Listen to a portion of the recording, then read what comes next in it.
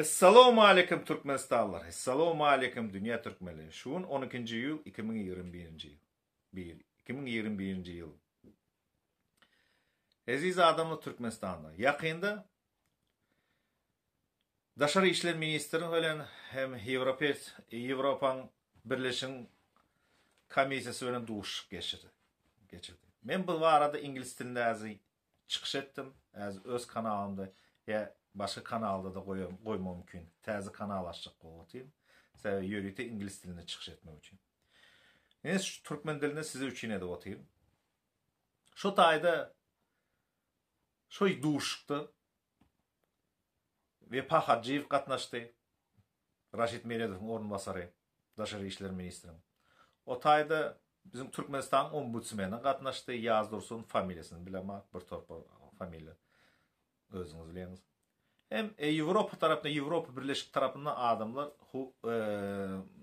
şu insan kurumu, insan koruyun uğrundaki işleyenler. Şu tayda bunlar geldiler, bir topar zatlar gürünleştiler, bir topar zat sohbetleşik etti. Türkmenistan neyli alda kaçıp yörün yadayında hazırım şu zatlarıydı. Yani şu tayda Türkmenistan Vefa Hacıyev yazdırsın. Bunlar aytdı. Türkmenistan tayar türmelerin kapısını açmak için Avrupa'dan gelecek komisyalarını. Yönü hazır vaxt değil. Sanitarno epidemiologiski obstanovka için koronavirüs barı olsun. Biz sizi kabul edip bilemiz dedi. Şimdi şu zatta ünü söyleyin. Prezident Raşit Meredov hem mesaydı Türkmenistan'da koronavirüs yok. Abılar bahana tapyalı koronavirüs var deyip Türkmenistan'ı getirmeyecek oluyorlar. Görüyorsunuz mu? Görüyorsunuz mu bunların yalançılıklarını? Ne edip bunu tapacağını bilmeyenler. Ne edip aytacağını aldap biliyorlar. Türkmenistan'ın içinde, yakın Türkmenistan'ın için, Türkmenistan'ın daşındakiler Türkmenler.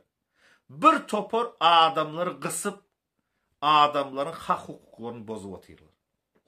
Yani şu küçük foto için Nurgeldi Halıkvı 4 yılı türmeye uğrattılar.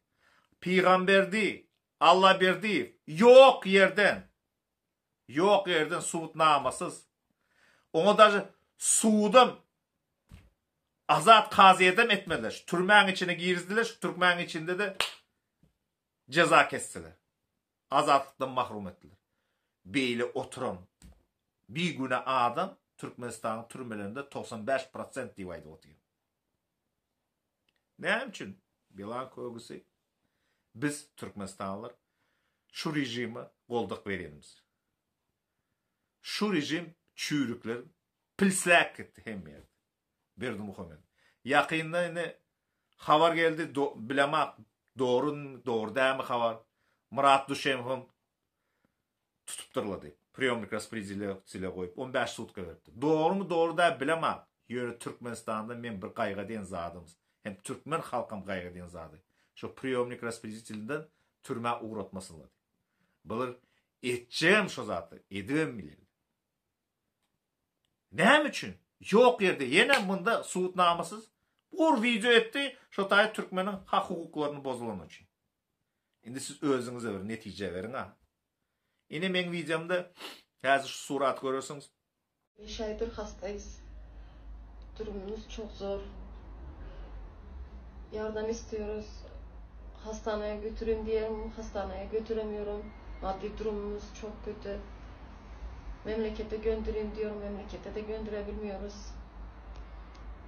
Durumumuz çok zor durumda. Türk ilinde Ramazan deyip o adam siroz peçin. Öye gidesi geliyor. İşlemeye, yarjımaya pulları yok. O tayda bizim ildeşimiz var 3 aylığını töleptir cayını zadını. Şu videonu koyuptur şu nemede TikTok'ta pul sorap. Şu Türkmenistan'a varıp şu tayda Türkmenistan ağını karandaşlarını azar verip oturuyorlar. Şu videonu ayırdı. Böyle yıkıcı случай değil. Böyle yıkıcı случай değil Türkmenistan'da. Bol oturanlar. Bir topar şeyle случай daş törüktü. Bunu oturup Türkmenistan'da oturup daşa yurttaki Türkmen iline O tayda pul yığnap, pul işlep, zat Türkmenistan uğrar. Bular olorun şoňa kanagatlanma. Bular endi terrorçylyk edip otyrlar. Ağını gardaşlaryna. Nähili boldy Türkmenistanda? Nähili boldy? Bileňiz akmy şu zatlar gidip oturan. Haçana çelibis çydars. Haçana çelibis çydars. Berdi Muhammed Talipliğin gep gürünüşü ederler bir zatı tapar. Ondan beter. Indi ön Berdi Muhammed'e gısyal olsa indi talipler bizim üstümüzden yere oturarlar.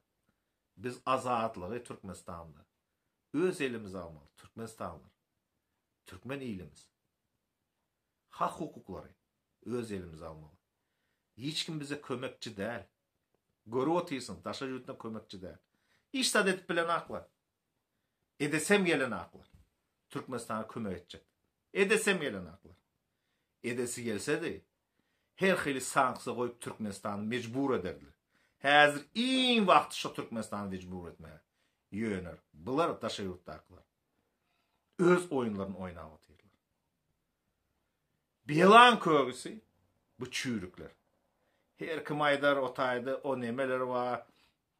Cöhidler beyle bir yalan. Kim Türkmenistan'da var ha, şu Türkmenler özleri ruhsat vermese yol başı oturup. Cöhid olsun, başka olsun, eyle olsun. Şu ruhsat verseler, şu her zat değil. Öňmen aýdýardym şu variant etjek bolýarlar zat dip. Bu mikrofon kýal. Olam bar. Olam dogry. Ýöne şu taýda bara bular bahana tapjak bolýar häzirden. Olar tutsalar, halk tutup tutsa etsin. Bizim günahımız değil. Arka iki oturan başka millet günahkar diyecek bolýar. Yok, siz hemmäňiz günahkar bolýaňyz. Hemmäňizi azat qaziyete varanda hemmäňizi boynuňuza yüklersiz. Günahlarınızı. Suutnama verin. Biri şu yol veren üçün bastunu galylar daş döwründäki şu kanuny seretme kan bozonluğu için. Hemmesinin günahı var otayda. Hemmesinin günahı. Yöne Türkmen halkımız, Türkmen iyiliğimiz. Siz özünüze bağlı. Şutayda. Siz elinize hak hukukları almasanız, siz özünüz doğulu, döşünüz önen dem almasanız, sizi elme dama şu tayağın sapından çıkmarsınız. Paltan. Öňre değişedik da. Ay sen ne pilin sapın teyinde ösün oğlan. Ha dip. Başka yerim aydı. Sen ne men pilin sapın teyinde ösün olsam sen paltan sapın teyinde ösün oğlan. Hemmämiz Türkmenistan var tapawdymyz yok. Bir sapın teyinde ösü otyrs Türkmenistandakylar. Siz öz hak hukuklaryňyzy eliňize almasanız Türkde öz ildeşlerimiz daşa yurda hem yerde ölüp gider. Bular hezilinde yaşar. Sağ olun, indi kuduşumuza çene.